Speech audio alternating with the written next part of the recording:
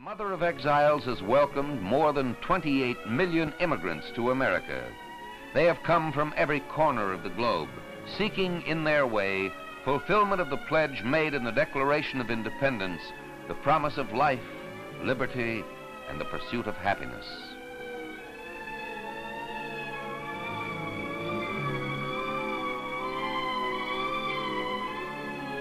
After passing the Statue of Liberty, the immigrants of old turned their eyes toward America's gateway, Ellis Island, with its bleak 27 acres of buildings and grounds. Here they will be examined and their papers checked. Here they will take their first steps toward American citizenship. American society is considered to be a melting pot of cultures where people from all over the world mingle. Fast forward from the 18th century when the term was coined. Is this term an unrealistic expectation of America? The term melting pot insinuates immigrants who carry a unique culture should assimilate into American culture. This expectation creates an unwelcoming attitude towards immigrants who are different from American culture. As a result, we will be interviewing students who are minorities and documenting their experiences in American society. Introduce yourself. Okay. Hello everyone, my name is Arnav Chandrakant Bahosar. I come from Dombivli, Maharashtra, India. I stayed there up until I was 18 years old, after which I moved to college here at the University of California, Los Angeles. I'm a second year student now. Hi, my name is Jason. I am a first year student here at UCLA. I lived for around 8 years at Guatemala. My name is Varun Sriram and I've been in the US for the past 4 years. I came here to do high school and came to UCLA from there. It's Justin Nguyen. I'm from Garden Grove, California. I've been in America for my whole life and I am Vietnamese American. My name is Daniel. Originally, I grew up in Sacramento. I'm 18 years old. I like peanut butter sandwiches. I'm a first year at UCLA. I'm an applied math major. When you arrived at UCLA, did you feel an instant culture shock? Yes, indeed I did, in both in terms of personal interactions and in terms of my observations of the outside world. Felt like a different universe. The cars actually had structure, there were actual roads. It was not just dirt, it was like actual like things, cement that people like had to create. And there was no chance of getting hit by cars. And then in terms of the personal interactions, my friend was like, oh no, he came like running back to me one day and was like, oh no, I'm going to get in big trouble. I smoked marijuana outside and then police officer saw me and he caught me. And I was just like, man, give that man like $1,000 and he'll let you go. And then he was like, no, if you give them bribes, they will get me in even more trouble. And I was just like, man, I wish it was the way in India here. And then also in my writing one class, I have to talk about my feast experience first. In feast, when they served the roti with the chicken curry, I was eating with my hands. And then as I was eating with my hands, people were around me saying like, use the fork, you cannot use your hands, you use the fork. And then I was like, no, I always eat with hands at my Auntie G's house in India. And then they're like, no, use the fork, silly Indian boy, stupid boy, use the fork. And I was like, no. So I would say yes, I feel a culture shock.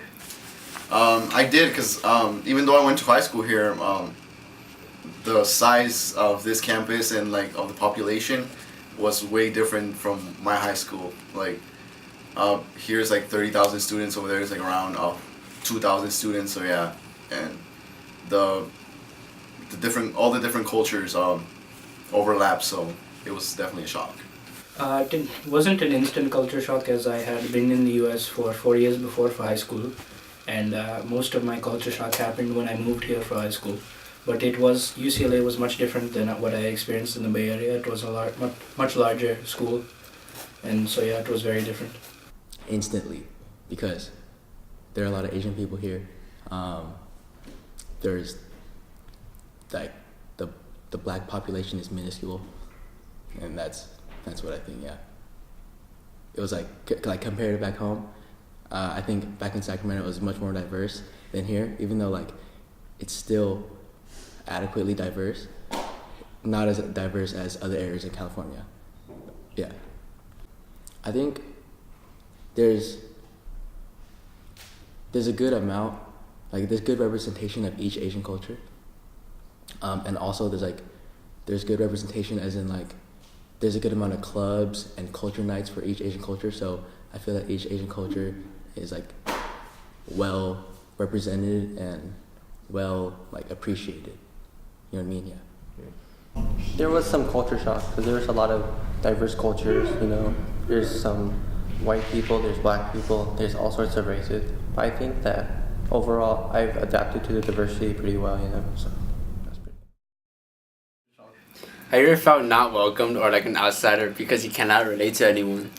Yes, I feel unwelcomed because I have trouble remembering non-Indian people's names, and people always make fun of me for that.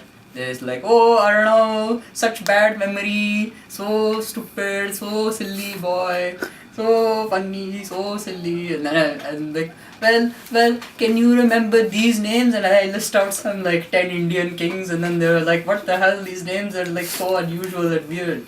And I'm like, yeah, that's how I feel, man. Maybe at the beginning I did a little bit, but then once I found friends from my floor and everything, from different cultures, and we were diverse, that kind of faded away, but maybe just in the beginning a little bit. It was here in the US, since it's a lot more diverse than back in India. People were more niched and had cliques. It was much more difficult to understand where different people came from versus India, everyone having a very similar past and shared past and understanding of each other. So it was a lot less close than I felt India was. Have you ever felt? Definitely. No, there were definitely times when I was little where I would be like ostracized because I wasn't a part of the culture. But I feel like as people grew older, everyone became more understanding that we were Americans, and then we could like understand each other's cultures. Like for me, I'm more understanding of other cultures now because I'm like slowly being more exposed to other cultures. So I think with more exposure comes more like understanding, and then so like now I no longer feel like an outsider because I like to meet more people of other cultures, other races, and I'm okay with that. Like when I experience another culture's like traditions or their like way of life, sometimes it's difficult to like talk with them about like our cultures, you know, sometimes. But I think it just takes like understanding like each other's cultures in order to get a better idea of how we can learn to like talk with each other and everything. Yes, indeed. One time I was going on Bruin Walk, and then at this booth they were handing out different kinds of books, and then they gave me the book on Buddhism and on Hinduism and about India, and they were like, oh yeah, take this, and then they were like, are you Indian? Are you Indian? And then I was like, yes, and then they said, oh, then you must know this guy, and I'm like, no, I don't know him, he's dead. I mean, no, not really. I haven't felt targeted, but I believe that in the Bay Area, as an Indian, a lot of the Indian community had targeted me and other Indian kids to try to fit into their niche and what they believed that Indians should do in America, and that was a lot different than what I expected. Felt attacked? Yeah. Well, definitely, yes, because there are some people who just aren't a fan of people who aren't like them. Like there's some groups who are just like aren't a fan of, let's say, a fan of Asians because they're not Asian, or let's say, it's just some people are just not understanding of each other. And there are definitely times in my childhood where I wasn't understood because I wasn't a part of that group, but that was okay for me because I understood that we just had a different mindset with a different mentality, and then I just chose to like try to separate ourselves from those type of people, type of people who aren't understanding. Times, yeah, because sometimes it's not easy to like being stereotyped for being like smart, like having like small eyes or whatever. But yeah, sometimes you just have to deal with it and like learn to like grow with it. Racism has like its roots, but it just takes like time for people to like learn to like adapt. Have you ever witnessed someone targeted because of their culture or race? Yes, indeed. I have experienced. I have witnessed my younger brother Soham. He also came to America, and he's younger than me, so he is in high school right now. And I have witnessed like horrible mistreatment and racism. I saw that in his English class, he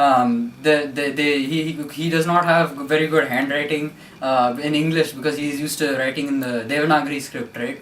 And then all the teachers were like, "Oh, out of all the papers, this one has to be the most difficult to understand. Why? Because I cannot read the handwriting." And then everyone saw like, "Oh, ha, that is Soham, stupid boy, Indian boys, so bad handwriting, ha, failure, go back home, go to India." No, but I've experienced people that claim to be targeted. Like, for example, I've seen like some like African Americans on this campus like protesting and saying like they feel like segregated, right? But I feel like in some way it's because they segregate themselves. I think it's mostly news stories that I would see around like the U.S. of hate crimes and people getting targeted racially were mostly what I had seen, and I hadn't witnessed anything firsthand. Targeted? Did you ever feel pressure to become acclimated? That maybe a little bit, but by not just me like personally, but like in general, like I feel like everyone chooses to hang out with people from their own race. Like, for example, like there's like Mexican frats, Mexican sororities, and like the Chinese club, and like everybody forms clubs to be with the people from their own race. So like, yeah, I feel like everybody like wants to be close to the people they're familiar with. So based on these sororities and frats that lean towards recruiting people that are just from their particular race, do you feel like this goes against the belief of the melting pot of America? Yeah, definitely, because like I was saying, like the Mexican frats, I've noticed when I walk on Bruin like they give me a paper, and then I'm walking right next to my friend who is white, and then he doesn't get a flyer. So like there goes a point of that, and then same thing goes with the sorority, or same like with there's like this Asian frat, right? And then one day I was walking with my friend Eugene to class, and then some kid that is in our floor named Jaren gives him a flyer of the Asian frat, and because they were both Asian, right? And then he just like kind of ignored me, which I understood, right? But I feel like in that way, yeah, it does conflict with the melting pot.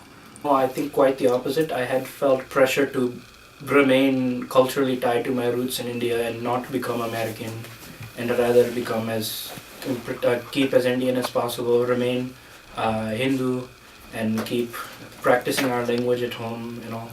Came here rather than focus on English studies. My parents would enroll me in Hindi classes to make sure my mother language would stay very in good shape. We don't speak English in the home, or we live in an Indian community, so lots of us aren't really what other people would call American.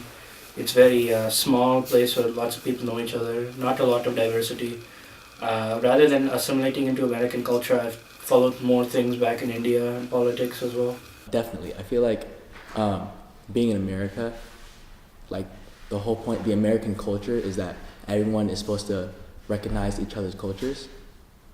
And then I think it's a good thing to understand each other, but then no one should be forced to like,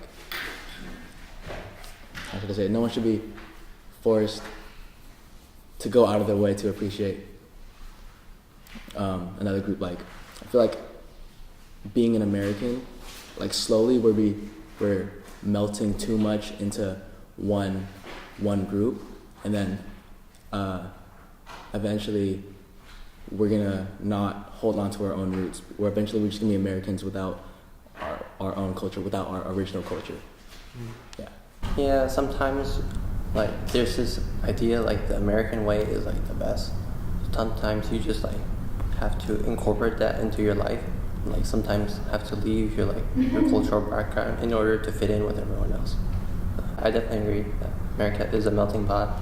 Like no matter what your background, where you came from, who you are, I think all Americans come and form a nation like under one people. You know, Americans have the same idea that they're independent people that are looking for freedom in this new country. That's what I think of America. Okay. No, definitely not, because even though like the majority of people here are Asian and white, there's still like quite a few Hispanics, and I can relate to them, and I can still keep in touch with my like relatives that are in Guatemala and everything. I talk to them. So yeah, and I travel over there like every year, so I definitely still have my roots ingrained. Although I think I would be slightly different had I remained in India, I don't believe I had lost that much of my roots from moving to America because of the community I grew up in. Because I feel like, so I'm a Vietnamese American, and then I feel like I'm losing my Vietnamese because the community that I'm hanging out with, that I'm interacting with, is not a Vietnamese speaking community. And then so inevitably I'm going to be losing my ability to speak Vietnamese in exchange for English, which is the common language spoken among everyone else. Yeah. Okay. And I feel like it's happening to everyone else because everyone else is losing their own original culture in order to interact with one another. Because the only way to interact across groups is like with English. Okay. In America, Okay. Yeah. Times like at home, like I feel like I've lost my touch sometimes, like from my Vietnamese background. Like I don't incorporate like my ancient like roots or history. I don't factor it into like my everyday life, and sometimes I just kind of glance over it and like ignore it. Whereas sometimes like it's definitely important to keep in touch with it so that you remember important things about your background. Okay. So. Yeah, definitely, but I feel like the system and the government can only do so much. Like, yeah, they still need to be they still need to fix the flaws with the racism and all that, especially in politics, with like even the president being racist.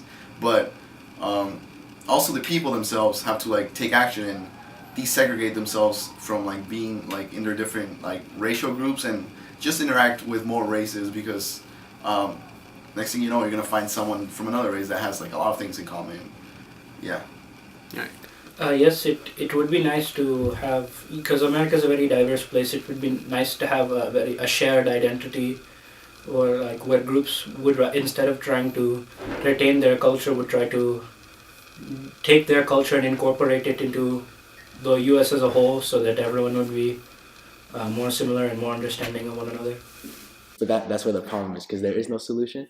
Like if we did want to become more of a melting pot, where that's just, in order to be more connected with each other, we're gonna have to lose our own original cultural roots. So it's like it's an exchange. It's either if we want to become closer to one another and lose our background, or keep our background and then stay separated. So it's like the American future can only go the two ways. Because I see it's going to be impossible for us in the future for everyone to be connected and know every single cultural root and every history. Okay. Yeah. That's it. Yeah. Yeah, I think there is an issue sometimes. Like we have difficulty like understanding each other, and like sometimes just because someone is different, like doesn't mean like we have to alienate them, you know.